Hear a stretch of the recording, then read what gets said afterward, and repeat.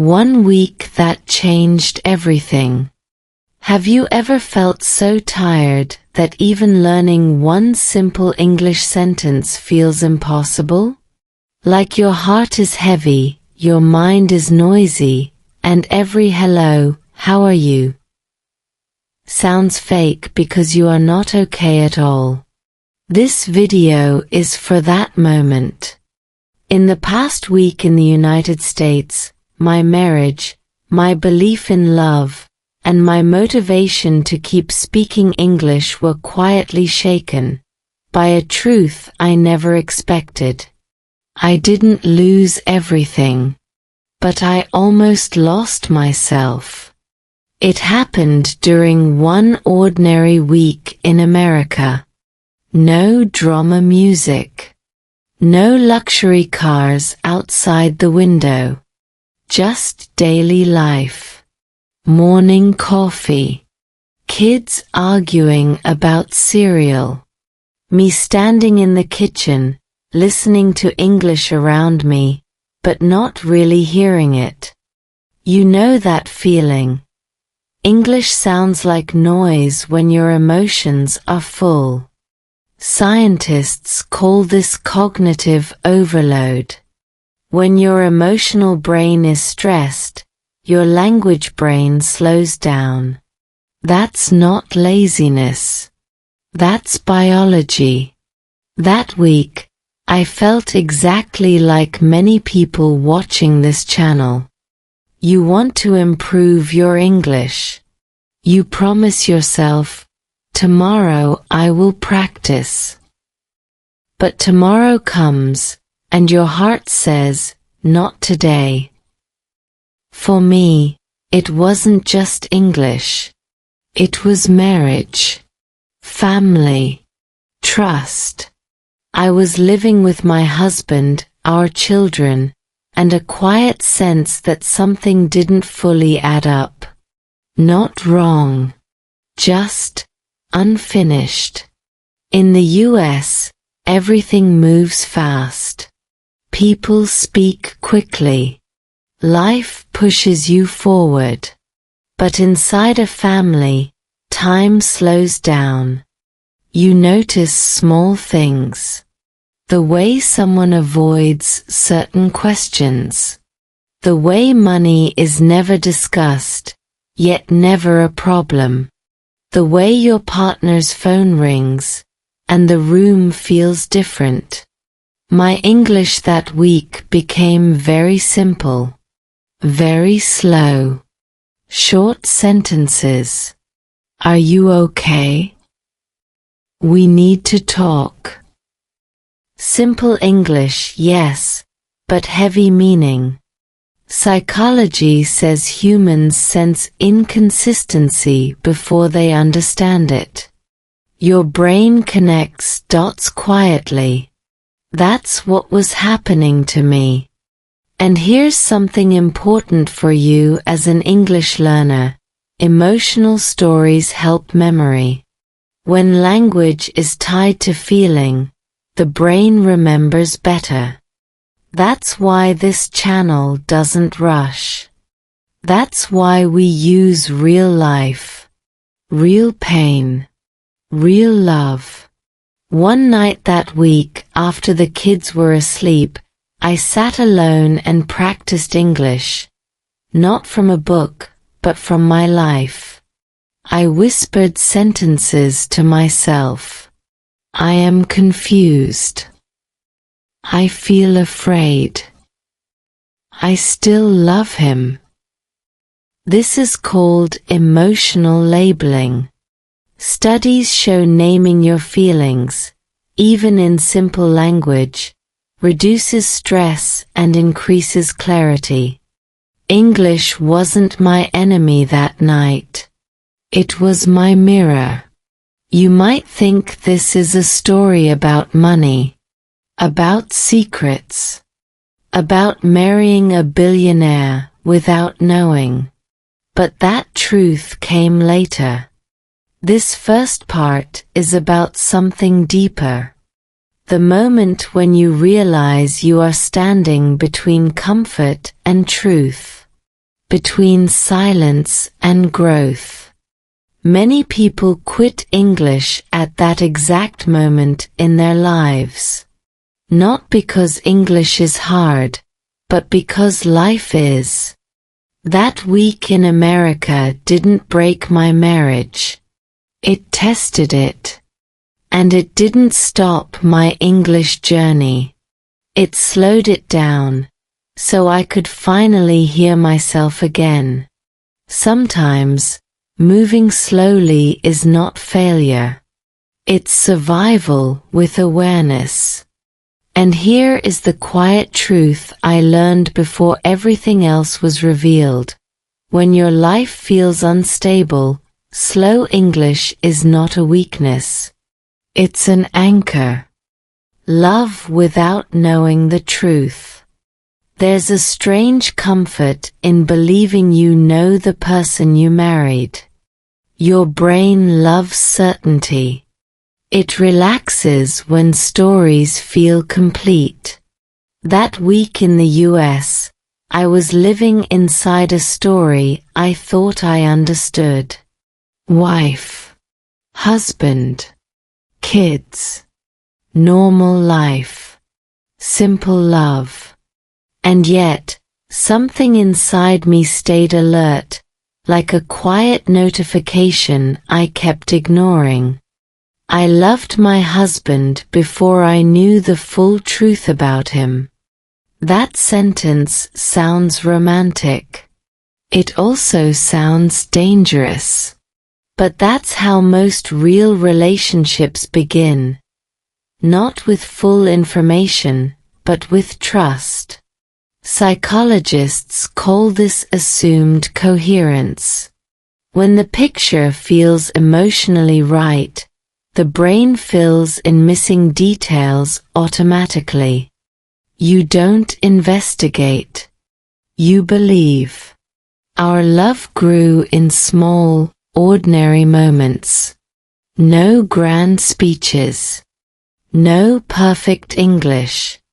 In fact, our early conversations were slow, broken, and sometimes awkward. You tired? Long day. Kids okay? Simple sentences. But warmth lives in simplicity. For English learners, this is powerful.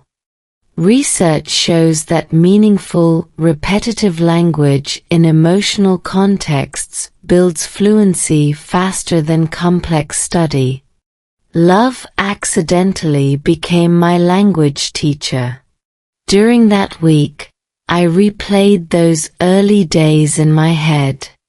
I remembered how we laughed at my pronunciation. How he waited when I searched for words. That patience made me feel safe, not just as a learner, but as a partner. Safety is oxygen for both love and language. Without it, the brain goes into defense mode. You stop absorbing. You stop trusting. Still, love without full truth has a hidden cost. Your intuition starts working overtime. You notice pauses in conversation. Slight changes in tone. Moments when answers feel carefully shaped. Not lies, just incomplete truths. Neuroscience explains this discomfort as prediction error. Your brain expects consistency. When reality doesn't match the pattern, stress appears. Quietly. That stress affected my English that week. I caught myself hesitating more. Speaking less.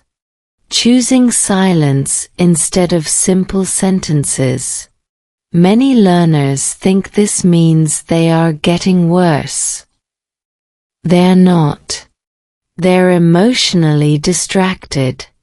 Language ability didn't disappear. It went into waiting mode. Like a child standing still in a noisy room, waiting for calm. One afternoon, while walking with the kids, I practiced English in my head again. Not grammar. Not vocabulary lists. Just truth. I trust him. I feel something is missing. Love should feel honest. This kind of self-talk is called internal narration. Studies show it improves emotional regulation and verbal fluency at the same time. You don't need perfect English. You need honest English. Here's the uncomfortable part. Loving someone before knowing everything is not a mistake. It's human. Complete transparency rarely exists at the beginning of any relationship. What matters is what happens when truth approaches the surface. Does love shrink? Or does it adapt? That week, I didn't know I had married a secret billionaire. I didn't know my life story was about to change shape. All I knew was this: my love felt real, even if the story felt unfinished. And that tension between feeling and knowing is where growth lives. For English learners watching this, here's the lesson hiding inside my marriage story. You don't need to understand everything to keep going. You need enough trust to take the next small step. In love. In language. In life. Love without knowing the truth is fragile, but it's also brave. And bravery, like English fluency, starts quietly, long before the world notices. A quiet life that felt too simple. If someone had filmed my life that week in America, the footage would look boring. No drama. No luxury. No obvious clues. Just a quiet family routine that felt almost too simple. And sometimes, simplicity is not peace. It's camouflage. Our days followed an easy rhythm. Breakfast with the kids. School drop-offs. Short conversations in the car. Seatbelt on. We're late. Love you. English, but the most basic kind. Survival English. Family English. Linguists say this kind of language forms automatic fluency. You don't think, you just speak. That's normally a good sign. But emotionally, my mind wasn't automatic. It was alert. What felt strange wasn't what we had. It was what we never worried about. Bills were never discussed. Emergencies never caused stress. When something broke, it was quietly fixed.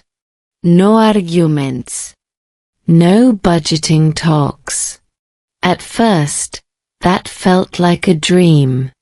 Then it felt empty. The human brain expects friction. When there's none, it starts asking questions.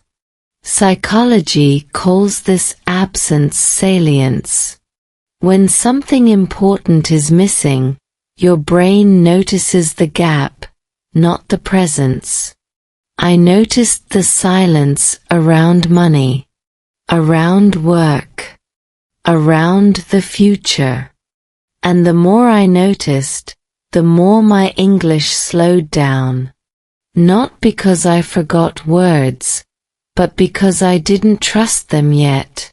Speech reflects safety.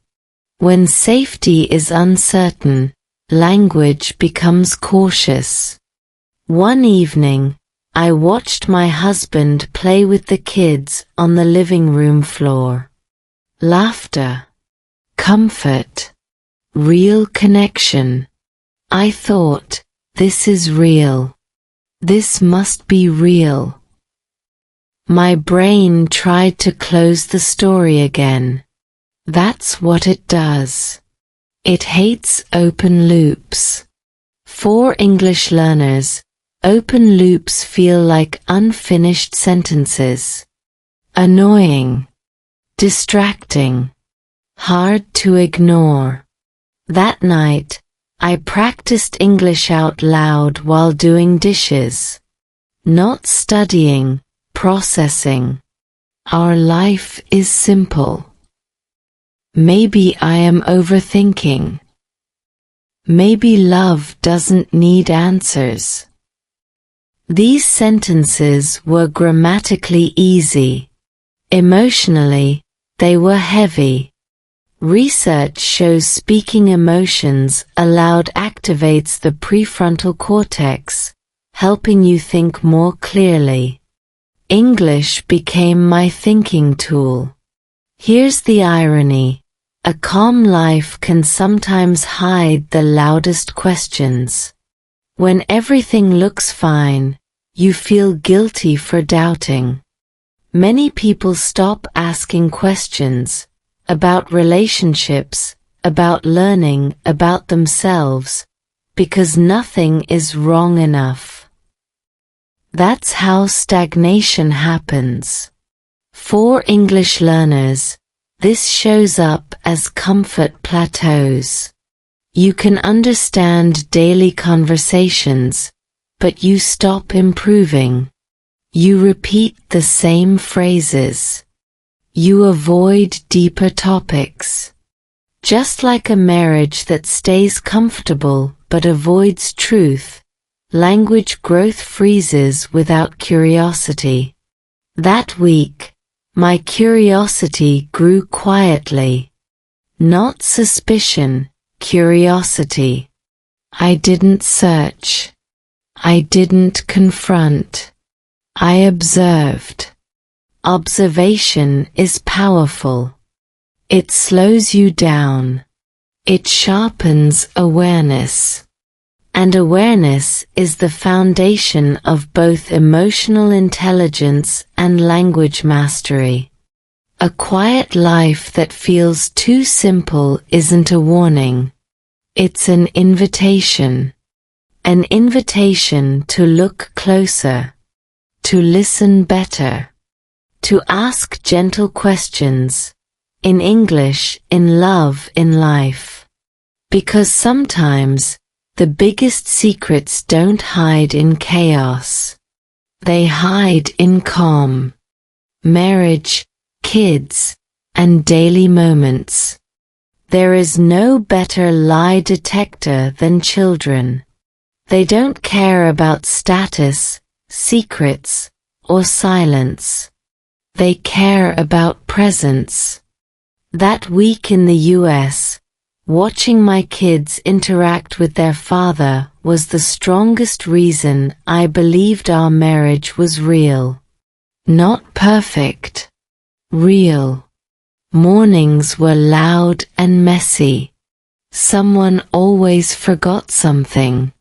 Someone always complained. And English filled the house in short, emotional bursts. Dad, wait. Mom, he took my bag. It's not fair. This kind of language is raw, unfiltered. Psychologists call it emotion-driven speech. It's processed faster by the brain and remembered longer. That's why learning English through family life works. It's impossible to ignore. My husband was present. That mattered. He listened. He helped.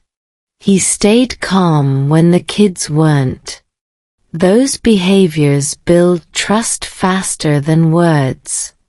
Studies in relationship psychology show that consistency in small actions predicts long-term stability more than big promises.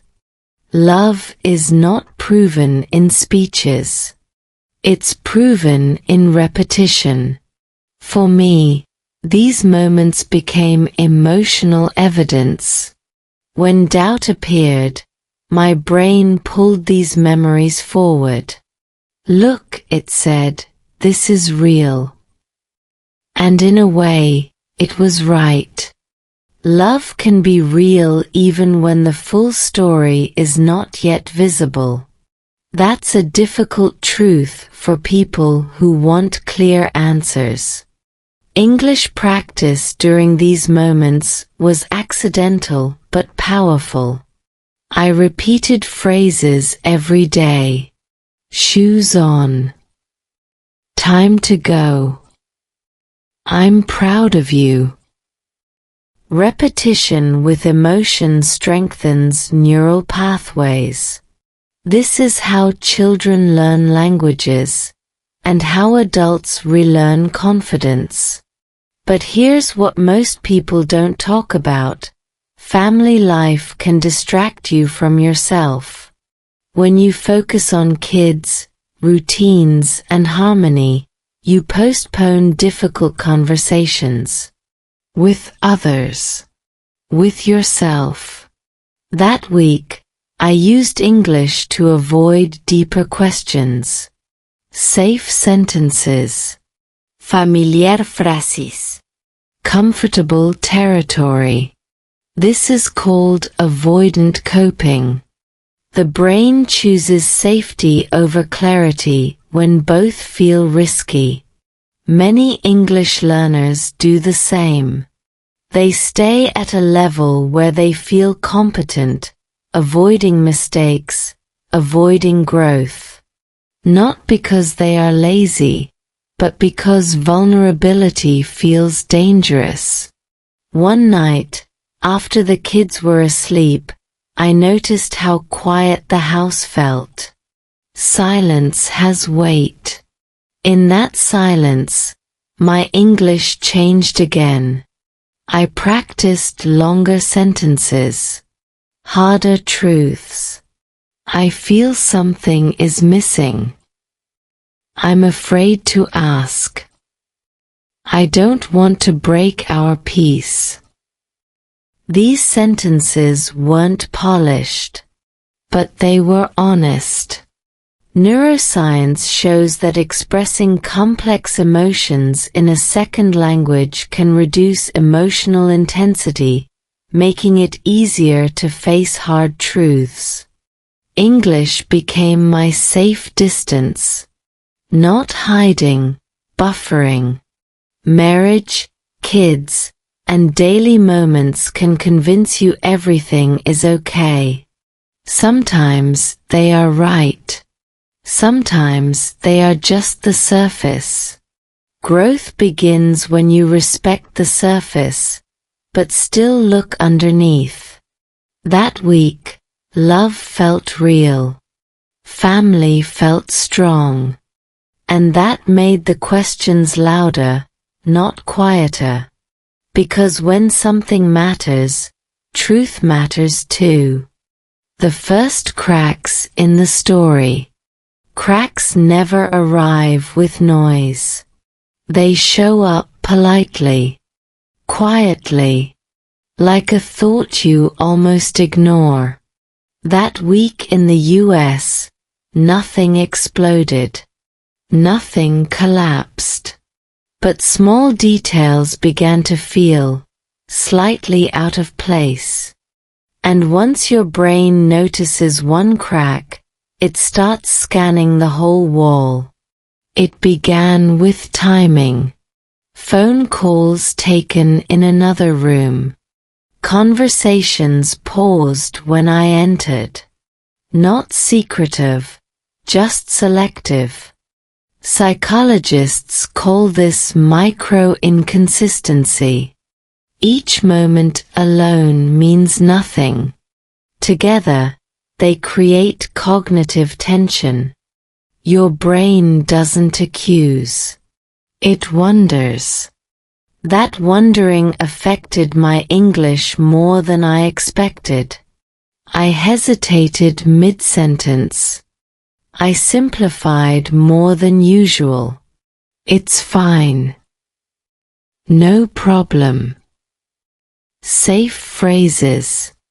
Research in psycholinguistics shows emotional uncertainty reduces linguistic risk-taking. When you feel unsure, you choose words that won't start anything, conversations included. One afternoon, I asked an innocent question. A normal one. The answer came too quickly. Too smooth. The kind of answer that fits, but doesn't breathe. My intuition reacted before my logic. That's the limbic system at work. Faster than language. Faster than reason. That night, I couldn't sleep. I practiced English silently, replaying conversations. Did I misunderstand? Am I imagining this? Why do I feel uncomfortable? This is rumination, but when guided, it becomes reflection. Speaking these thoughts, even mentally, in a second language creates emotional distance. It helps you observe instead of drown. Here's something important for English learners. Confusion is not failure. It's information. When your language slows, it's often because your mind is processing something bigger. Many people quit at this stage. Relationships, goals, learning, because uncertainty feels like danger. The cracks didn't mean betrayal. They meant incompleteness. And incompleteness demands courage. That week, I didn't confront. I didn't accuse. I listened. To words. To pauses. To myself. Because cracks don't destroy stories. They invite truth to enter. When the secret appeared, the truth didn't arrive like a movie scene. No dramatic confession. No raised voices. It came quietly, almost respectfully, like it had been waiting for me to be ready. That moment taught me something important. Secrets don't break us when they appear. They break us when we pretend we didn't see them. It was late. The kids were asleep. The house had that deep American night silence. No traffic, no neighbors, just air. We sat across from each other, not arguing, not smiling. Just honest. His English slowed down. Mine did too. When emotions rise, fluency drops. That's normal.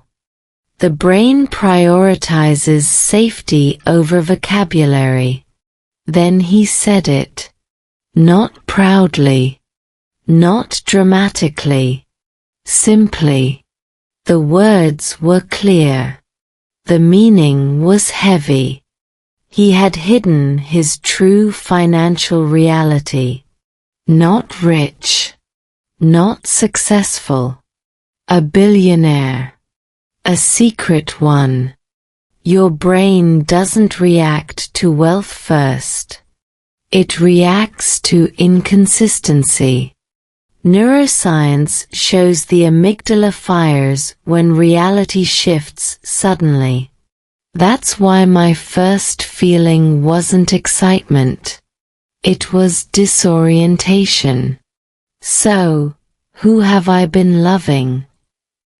That sentence stayed in my head in very simple English. I didn't shout. I didn't cry immediately. I went quiet. Silence is a processing tool. Inside, my brain was rebuilding the story. Every memory was being rechecked. That's called memory reconsolidation. When new information appears, old memories get updated. It's exhausting. I asked questions. Short ones. Why hide? How long? Do you trust me? Simple English. Direct. Honest. When emotions are real, language becomes minimal. That's okay. Meaning doesn't need decoration. Here's the unexpected part. Knowing the secret didn't erase the love I felt. It complicated it. That's different. Love didn't disappear. It paused, looked around, and asked for clarity. For English learners, this moment matters. Big emotions don't require big words. They require true ones. Slow English is not weak English. It's courageous English. That night changed everything, not because of money, but because truth finally entered the room.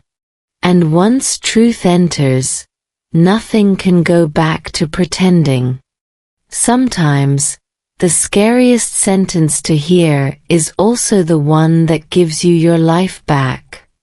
Shock, doubt, and silence. Shock doesn't arrive with fireworks. It arrives like someone quietly turning down the volume of the world. After the truth was revealed, I didn't cry immediately. I didn't ask dramatic questions. I just felt muted, as if my emotions were wrapped in thick cotton. That week in the US, silence became my main language. The first thing shock steals is fluency. Not just in English, but in life. Your brain shifts into protection mode. Neuroscience explains this well. When the amygdala senses a threat to emotional safety, it limits access to complex language. That's why my English became painfully simple. I need time. I'm tired. Let's talk later.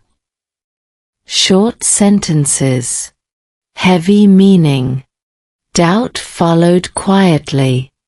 Not loud accusations. Just soft questions looping in my mind. Was any of it real? Did I fall in love with a person, or with a carefully edited version of him? Doubt doesn't destroy trust immediately. It erodes it slowly, like water on stone. And erosion is hard to notice while it's happening. During those days, I noticed how often I chose silence instead of speech. Silence felt safer.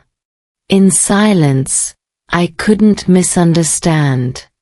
I couldn't reveal too much. Many English learners do the same thing. They stop speaking not because they don't know the words, but because words suddenly feel risky. One mistake feels like proof of failure. One sentence feels like exposure. Psychologists call this withdrawal coping. It's a natural response to emotional overload. But it's also a trap. Silence gives short-term comfort and long-term confusion. I felt that clearly. The more silent I became, the louder my thoughts grew. At night, when everyone was asleep, I practiced English alone. Not to improve but to survive. I whispered sentences slowly. I am confused. I feel betrayed.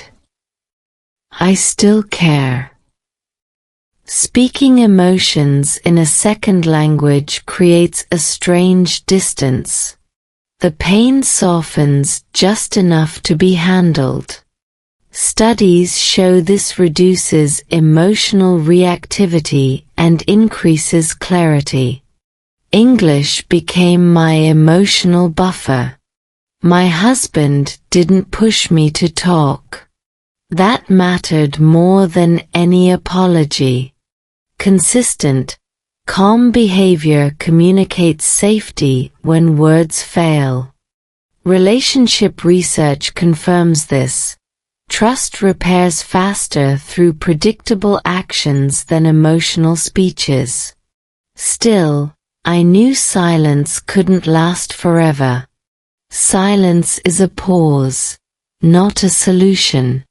By the end of that week, I realized something important about love and about learning English. Avoiding conversation doesn't protect you from pain. It just postpones understanding. Growth requires gentle courage. One honest sentence. One slow breath. One imperfect attempt. Shock teaches you where you are fragile. Doubt shows you what you value. Silence asks you a question. Will you stay here, or will you speak? And that question doesn't demand perfect English. It only asks for truth. Is love still real?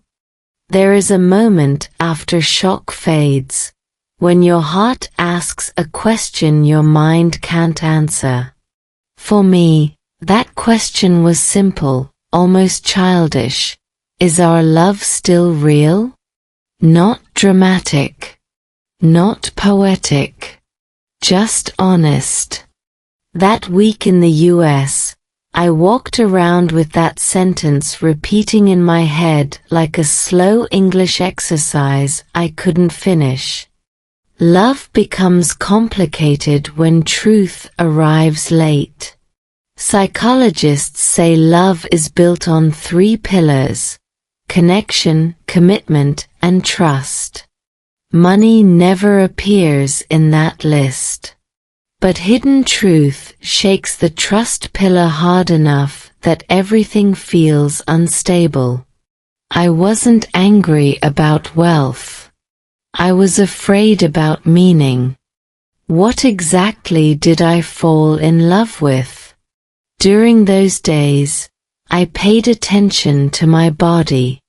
Science tells us the body often understands before the mind does. My chest felt tight during certain conversations. My breathing changed when specific topics came up. These are signs of emotional incongruence, when words and reality don't fully align. English learners experience this too. You say a sentence correctly, but it doesn't feel right yet. Your body hesitates before your grammar does. I tested love the only way I knew how, through ordinary moments. Watching how he spoke to the kids. How he listened when I finally spoke. Slowly. Carefully. In very simple English. I feel lost. I need honesty. I'm scared. These sentences weren't beautiful. They were real. And real language builds real connection. Research in attachment theory shows that love survives betrayal not through explanations, but through emotional repair. That repair requires presence, patience, and accountability. I saw those behaviors. Not perfection. Effort. Love isn't proven when everything is easy. It's proven when truth makes things uncomfortable. For English learners, this part matters deeply. Many people ask, is English still for me? After failing, pausing, or feeling embarrassed. The answer is the same as with love. If you are willing to show up imperfectly, it's still real. Fluency, like trust, grows after repair, not before. One evening, after a long talk, I noticed my English flowing again. Slowly. Naturally. My brain relaxed. When emotional safety returns, language follows. Neuroscience confirms this. Reduced stress improves verbal access and memory. Love didn't magically fix everything, but it reopened the channel. That's when I understood something important. Love isn't fake just because it was incomplete. It becomes fake only if truth arrives and we refuse to face it. The same applies to learning English. Avoiding mistakes doesn't make you fluent. Facing them does. So is love real when the truth is hidden? Yes, if the truth is finally welcomed. Love isn't about perfect stories. It's about choosing honesty when the story changes. And that choice, quiet, slow, and imperfect, is where real connection begins. The brain, trust, and truth. The human brain hates unfinished stories. It will accept pain, complexity, even disappointment, but it struggles deeply with uncertainty. After the shock and the silence, this was the phase I entered during that week in the US. Not anger, not drama, but a quiet mental war between trust and truth. Your brain builds reality through prediction. Every day, it guesses what will happen next based on past patterns. That's how trust is formed. When someone you love behaves consistently, the brain relaxes. It saves energy. It stops checking. That's why trust feels like rest. But when a hidden truth appears, the brain panics. Not emotionally, but structurally. The old predictions no longer work. Neuroscience calls this a prediction error. And when prediction errors are big, like discovering your spouse has lived a secret life, your brain forces you to reevaluate everything. Not because you want to, but because it must. This is exhausting. That exhaustion is why I felt mentally slow. Why my English felt heavier. Why even simple conversations felt like climbing stairs with tired legs. I noticed something interesting. When I spoke English during this phase, I became extremely literal. No jokes. No soft language. Just facts. I need honesty. I need to understand. This wasn't coldness. It was my brain searching for solid ground. Language becomes precise when trust is unstable. Many English learners experience this too. They lose playfulness because they fear misunderstanding. But precision is not regression. It's recalibration. Trust, I learned, is not blind belief. It's a biological agreement between your brain and reality.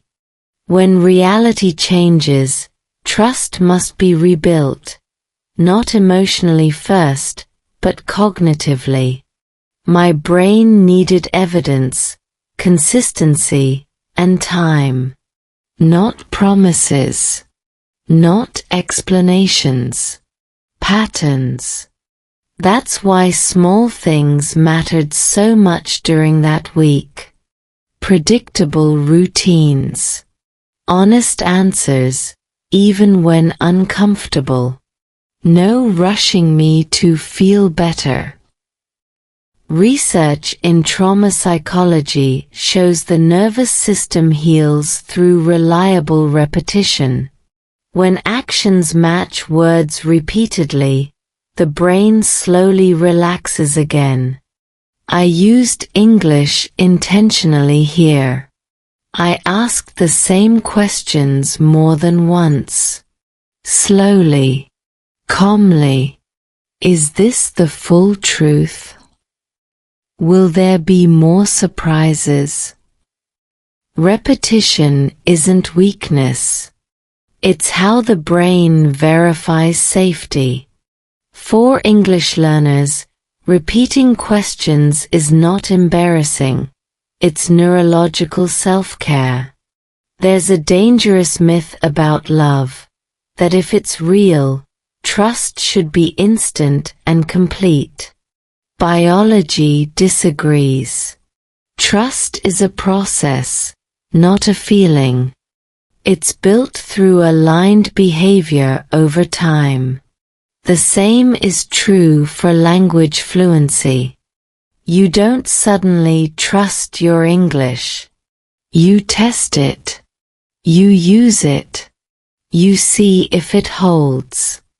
During that week, I realized truth doesn't destroy love.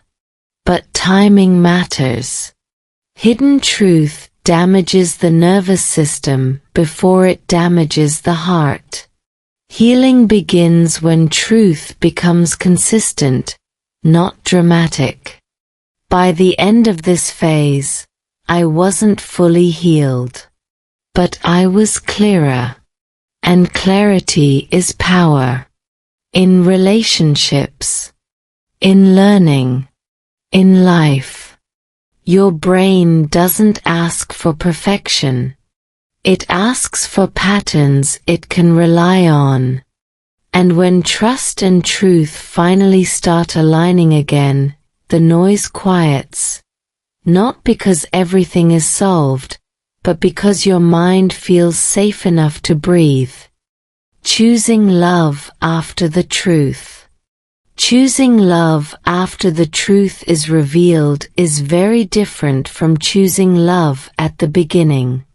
At the beginning, love feels light. It floats. It promises without proof. After the truth, love gains weight. It asks questions. It demands responsibility. That week in the US, I learned that love is not something you feel anymore. It is something you decide, again and again. After the shock and the silence, my mind slowly returned to normal speed. Neuroscience explains this phase as emotional integration. When intense emotions settle, the prefrontal cortex comes back online. You can think again. You can plan. You can speak more clearly. My English followed the same path. Sentences grew longer. Thoughts became organized. Not perfect, but honest. I started asking myself uncomfortable questions, slowly, in simple English. If I remove the money, what remains? If I remove the secret, what do I see? These questions matter. Psychology shows that values-based decision-making leads to long-term emotional stability. Not feelings. Values. What kind of life do you want to live? What kind of person do you want to be with? I watched my husband carefully. Not his words, but his behavior. Was he patient? Was he accountable? Did he listen without defending himself? Research in relationship repair is clear. Remorse plus consistent action predicts healing. Grand apologies fade. Patterns stay. English became a tool again, not just for survival, but for rebuilding. We spoke slowly. We repeated ourselves. We clarified meaning. This is how I felt.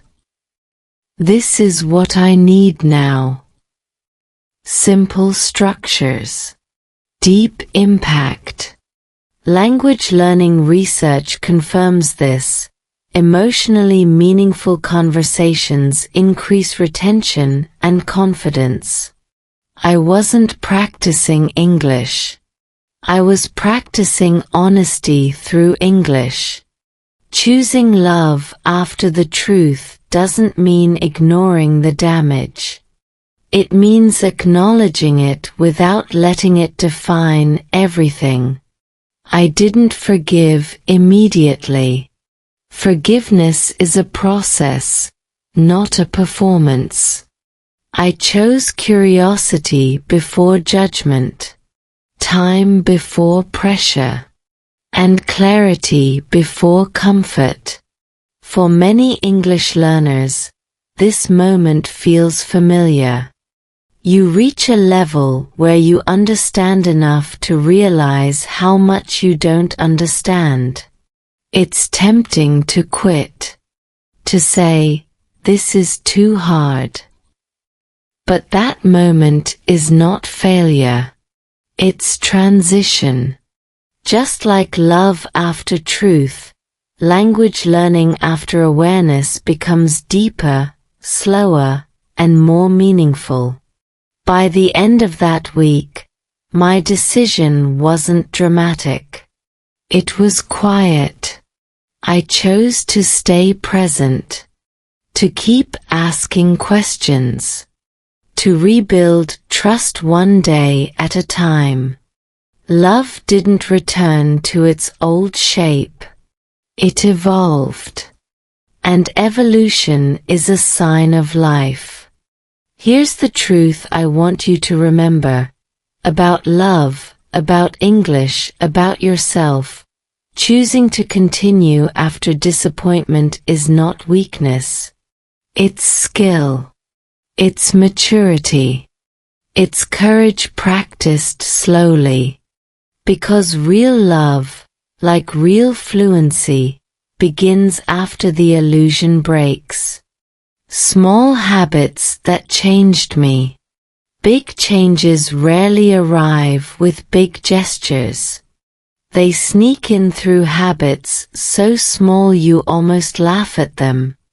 After that intense week in the US, after shock, doubt, truth, and long nights of silence, I didn't wake up magically healed.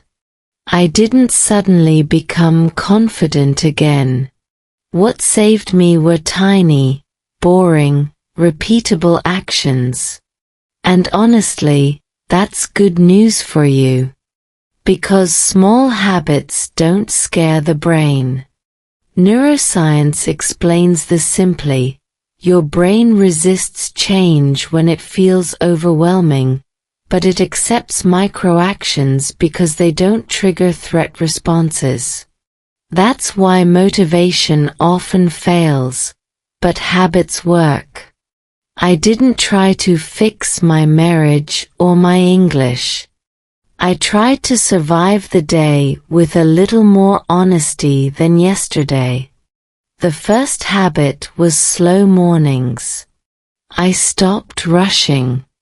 I made coffee and said one sentence in English out loud, just one. Sometimes it was practical.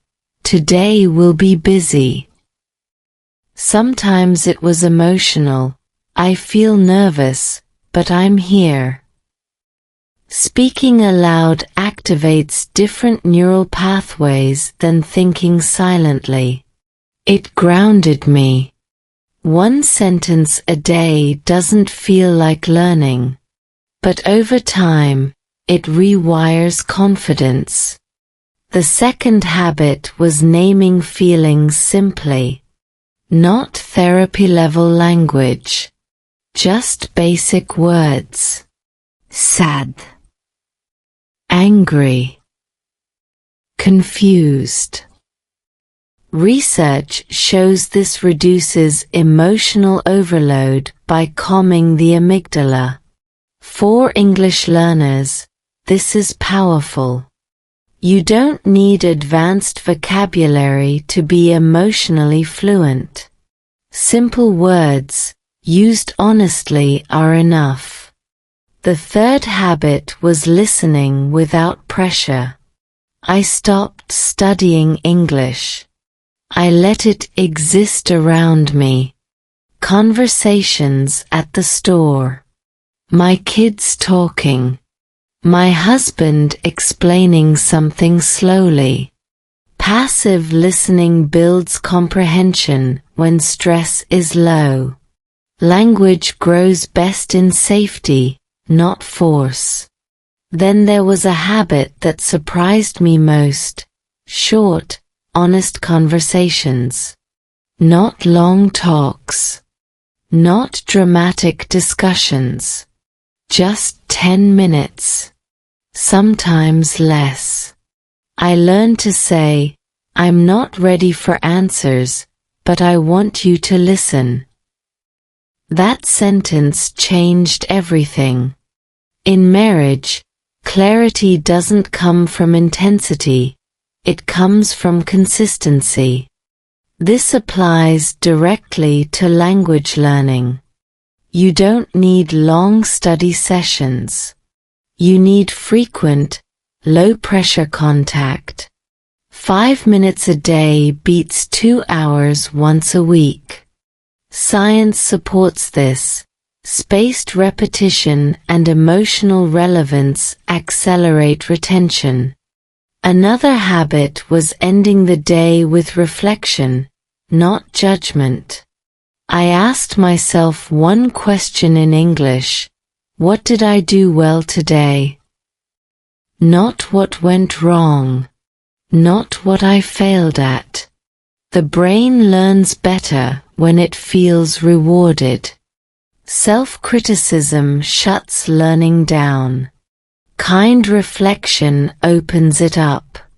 Slowly, something shifted. My English felt less like a test and more like a companion. My marriage felt less like a mystery and more like a process. Trust didn't return instantly, but it began to move again. Motion matters more than certainty. Here's the quiet truth most people don't tell you: transformation is boring. It's repetitive. It's gentle. And that's why it works. Grand promises collapse under pressure. Small habits survive stress. If you're watching this and feeling stuck, with English, with love, with yourself, don't aim for motivation. Aim for consistency. One sentence. One moment. One honest habit. Because a life doesn't change when everything makes sense. It changes when you keep showing up, slowly, imperfectly, and on purpose. What this week taught me. By the end of that week in America, nothing outside looked different. The same house. the same streets, the same family photos on the wall. But inside me, something had quietly shifted. Not broken, not magically healed, just clearer.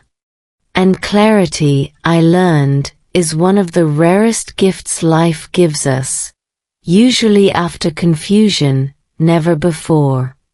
That week taught me that love is not destroyed by truth. Love is tested by truth. What breaks relationships is not secrets themselves, but what happens after secrets are revealed. Do people hide deeper? Or do they step forward, slowly, honestly, imperfectly? I watched my own reactions carefully. The fear, the anger, the hesitation. And then, beneath all of that, something steady remained. Care, responsibility, commitment. Psychology calls this values alignment.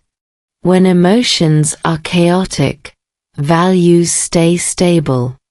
I asked myself very simple questions, in very simple English.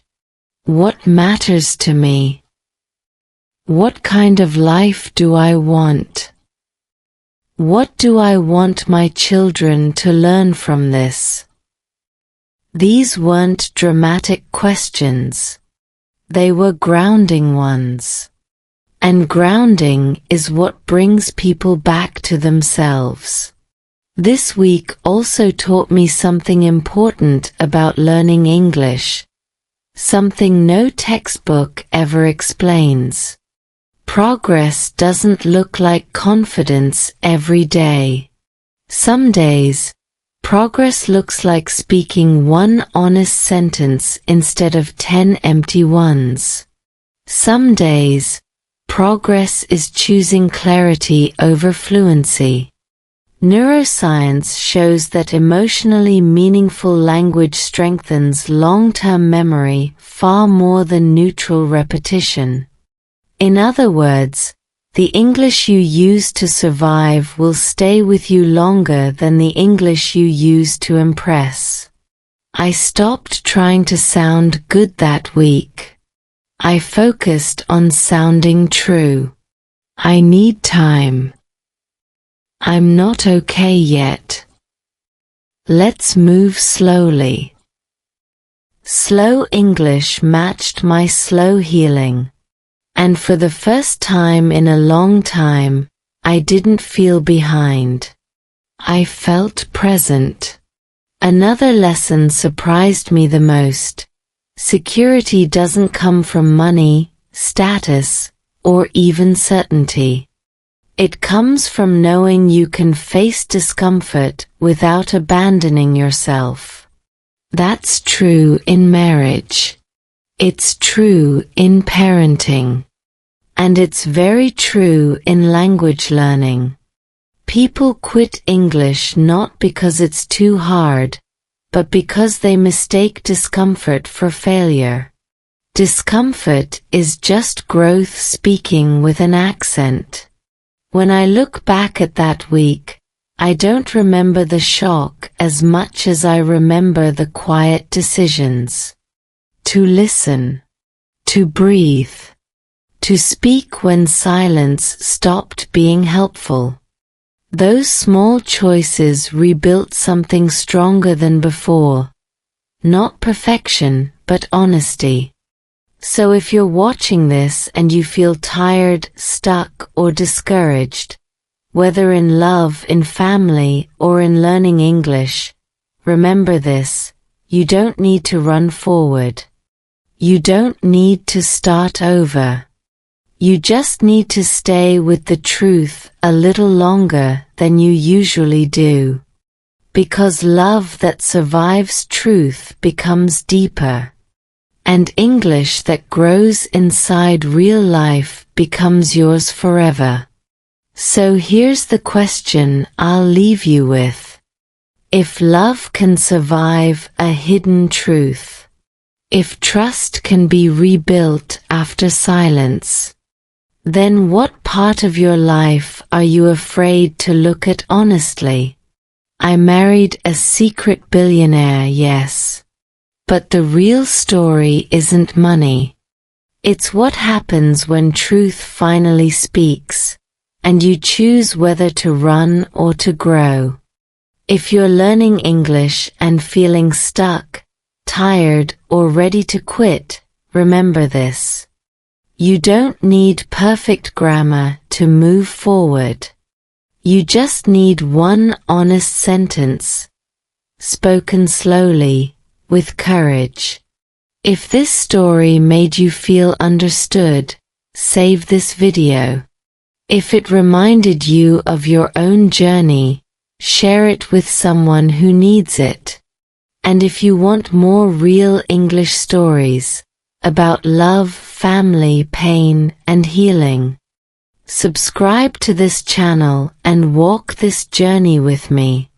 Because sometimes, learning English isn't about language at all. It's about finding your voice again. That's all for today. I'll make more videos like this in the future. Please subscribe to watch more.